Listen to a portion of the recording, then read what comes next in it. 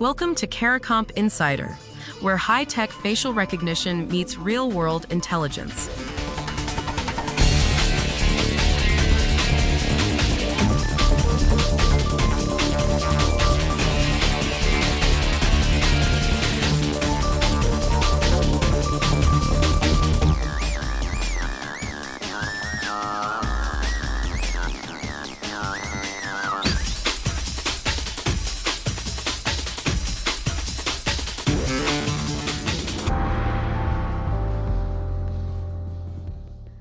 The math can be perfect, and the wrong person can still end up in handcuffs.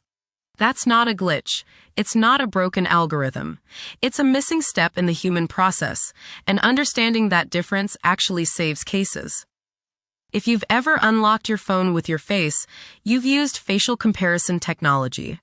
If you've ever seen a news story about a wrongful arrest tied to facial recognition, you've seen what happens when people skip a critical step.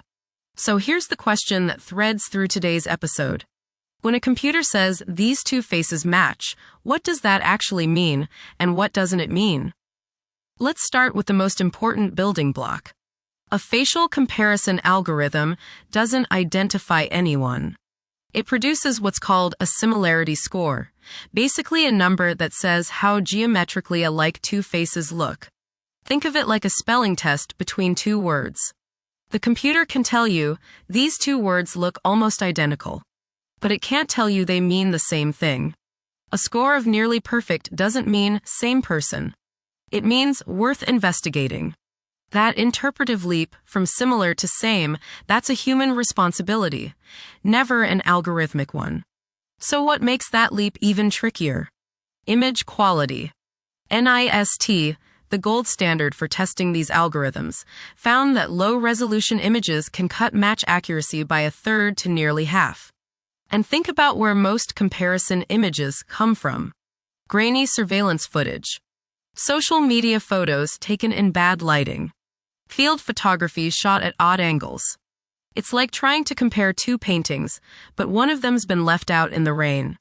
A strong match from a degraded source carries way less statistical weight than it appears to.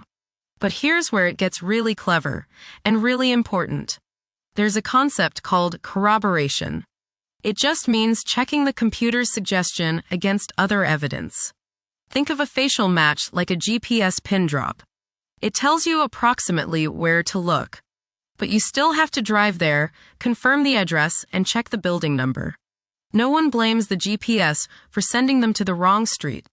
The investigator is the last mile. When researchers at Georgetown Law studied documented wrongful arrests tied to facial comparison, they found one common factor every time. The corroboration step was skipped entirely. The match was treated as a verdict instead of a lead. Now here's what most people get wrong. They assume a higher confidence score makes that corroboration step optional. It doesn't. Higher scores just narrow the pool of candidates. They don't eliminate ambiguity. Research on twins and unrelated lookalikes consistently shows that different people can produce near-identical facial geometry. So here's the bottom line. Facial comparison technology gives investigators a lead, not an answer.